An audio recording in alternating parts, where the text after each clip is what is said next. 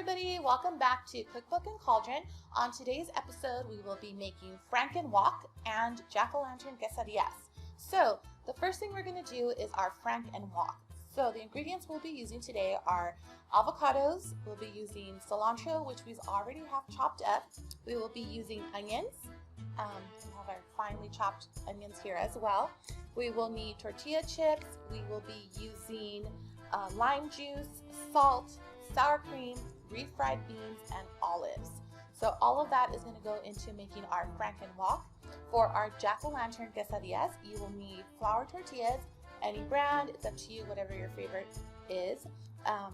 Shredded chicken, we used a rotisserie chicken already made to make it a little easier. Some refried beans, and some olive oil to cook it in, as well as can't have a quesadilla without shredded cheese. So, in a few, I'll hand it over to Miss Jennifer, and she will show you how to get all this done in time for Halloween. So, as Miss Ginger said, we're going to start with our Franken-Guac. We're going to get our avocado that we've already pre-cut. It's 3 avocados, and we're just going to place them in our dish as many as you can. If you have a slightly larger dish, that would probably be better. Just fits. Just perfect. Okay. So then we're going to add our cilantro, which we already have cut up. So we're just going to put it in there. And then I usually just kind of eyeball the salt. I don't like a lot of salt, so I just kind of eyeball it. But you can always put in as much as you want. Then we're going to also put in some lime juice. We have to open.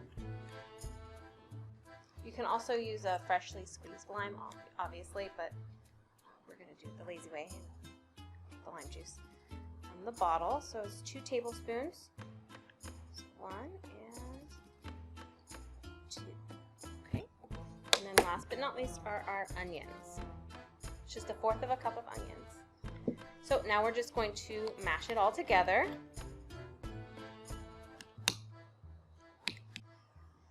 Obviously, you're going to stir it to your own desire. We have ours a little chunky, but you can always make it as smooth as you want.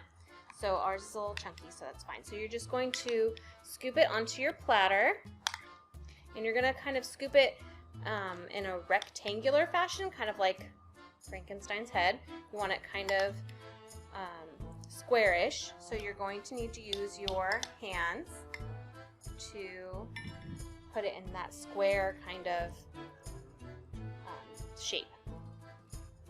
Since I would rather not use my hands, since other people are going to eat this too, I'm going to use the back of my spoon to kind of get it into that square shape. If you are trying to be super precise, you might want to use your hands, and if it's for your family, I mean, it's a little germs between family members, but since I am making this at work, I'd rather not use my hands. So you're just going to kind of use the back of your spoon to get it in a semi-square shape. As you can see, I was able to get it shaped into a rectangle. So our next instruction is going to be to take our tortilla chips. I was able to find some blue tortilla chips, but if you can't find them, that's fine. So we're just going to take our tortilla chips out, and we're going to place it at the top, kind of like hair. Again, it doesn't need to be perfect, so we're just going to kind of shape them just a little. I'm sticking kind of a few in there, in the head as well. I'm just going to stick it in there. So once you have as many chips as you want, then we're going to get to decorating his face. Once you have the chips on, now we're going to take our olives, and we're just going to place them in the top of his face as eyes. Just kind of push it down a little bit. And then we're going to take our refried beans. I have mine in a little pastry bag because I can't really freehand all that well. If you can, then you could just spoon them on there. We're basically going to make a jagged scar on his face. So that's what I'm going to use the piping bag for. We'll see how well it comes out. So we're just going to take it, make a little line, make a pastry bag, maybe put thing right there.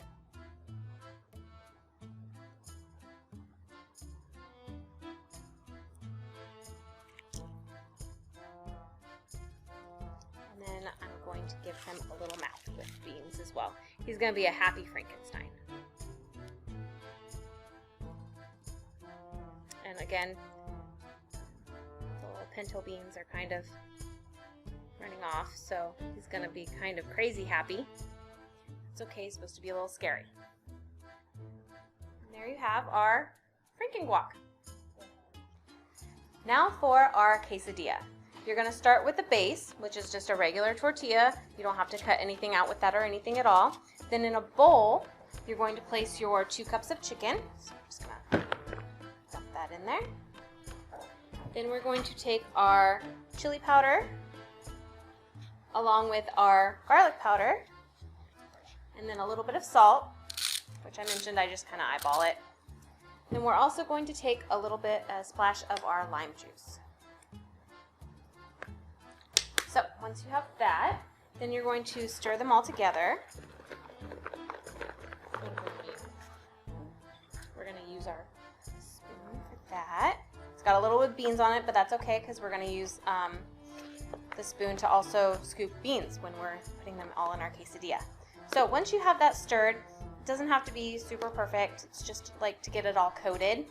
You're going to take your chicken and you're going to scoop it onto your tortilla.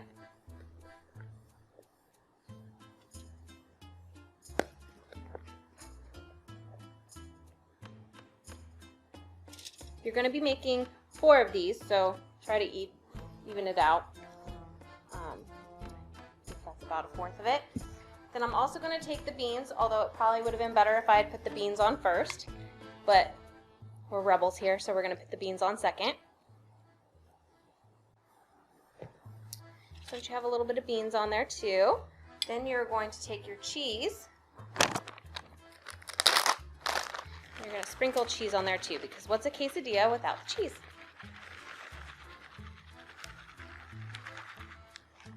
So once you have that, I'm just going to kind of stir that around. Then you're going to take your second tortilla, and this one I've already cut out into the shape of a jack-o'-lantern. He has a very funny mouth. My cutting skills aren't great. So we're going to place him on the other tortilla.